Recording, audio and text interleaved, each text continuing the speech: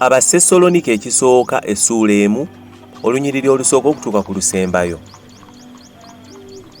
Pawulo ne Sirwano ne Timoseewo eri ekkanisa ey'Abasessaloniika mu Katonda Kitaffe ne Mukama waffe Yesu Kristo, ekisa kibeerenga gye muli n'emirembe.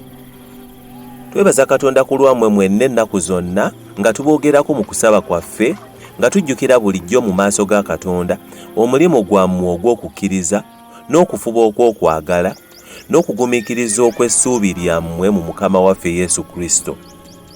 Kubanga tumanyi abooluganda abaagalwa Katonda nga yabalonda, kubanga enjiri yaffe teyajja gye muli mu kigambo bugambo, wabula era ne mu maanyi ne mu Mwoyo Omutukuvu ne mu kutegeerera ddala okungi, nga bwe mumanyi bwe twali gye muli ku lwammwe.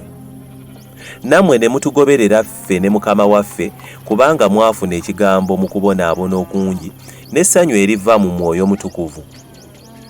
Bwe mutyo ne muba ekyokulabirako eri abakkiriza bonna mu Makedoni ne mu Akaya.